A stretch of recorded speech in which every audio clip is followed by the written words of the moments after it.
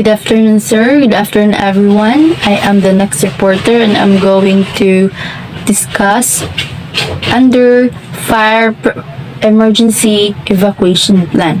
So, identification of key escape routes.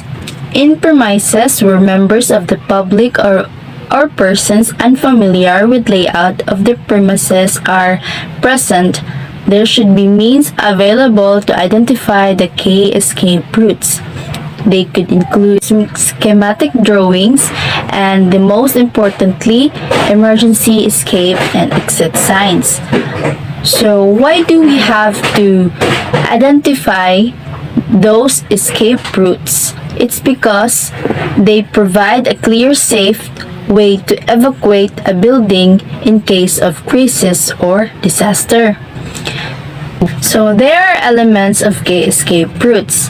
The majority of escape route signs are normally made up of three elements, which is the graphic symbol, signs, running figure, the directional arrow, and the supplementary text. Those elements is makita sa ninyo sa mga malls. I-label na nila, which is makita ra dayon. Ang uban pud ana is naka-highlight siya, like nabaroy suga na fire exit this way inana. So muna siya ang mga example sa elements. Size and location of escape route signs.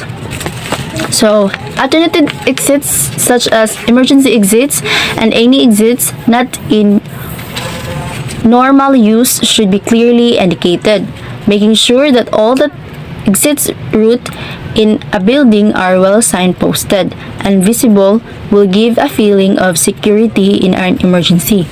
So, signs should be located in a normal vision na kanang makita ra dayon nato and should be prominent. Priority for escape route signs should be given the shortest route to safety.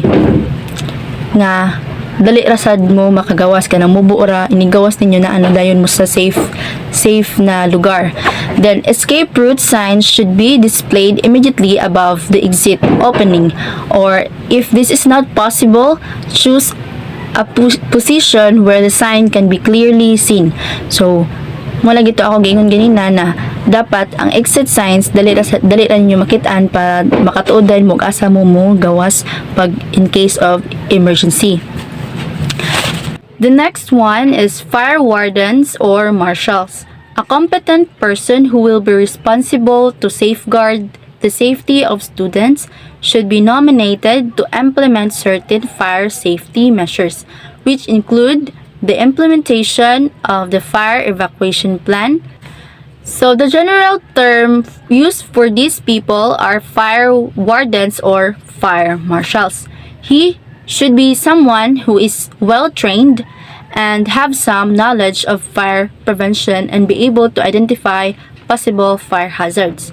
So, what is the role of fire marshal? So, the role of fire marshal is primarily responsible for the identification of potential fire hazards in a building. So, siya ang in charge for checking nga unsay mga possible na maka-cause og sunog. So, pila man ka fire marshal ang need sa usa ka workplace. So, it required na siya at least 2 people trained as a fire marshal or fire warden. So, what is the difference between fire marshal and fire warden? So, the fire warden will need to make sure the premises is cleared and that they are the last person out of the building, while the fire marshal should go to the fire assembly point and manage the evacuation from outside the building. So, di sila parehas og mga responsible or duties. Lahi-lahi sila. As long as well-trained sila nga mga fire marshal or fire warden. So, next is places of assembly and roll call. Predetermined assembly points and should be arranged and a roll call of students to be taken. The person who is in charge of the assembly point should report the person who has been nominated as fire marshal.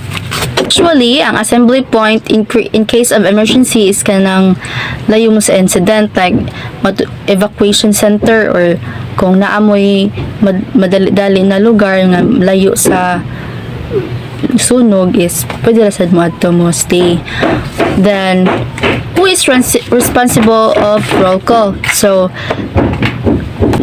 naka-evacuate na mo. So, ang fire marshal is in charge to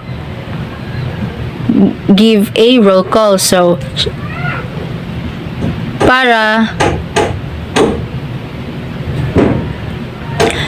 roll call is important because para mahibaw-an kung gisa to'y kulang or wala pa sa inyong grupo, para at least mahibaw-an sa inyong fire warden kung nahabilin ba ang inyong kauban dito sa office, para madali dayon siya og tabang. Next one is the firefighting equipment available. A nominated fire team, if available, or any trained competent person should, where possible, attack fire with appropriate equipment. However, firefighting is always secondary to life safety.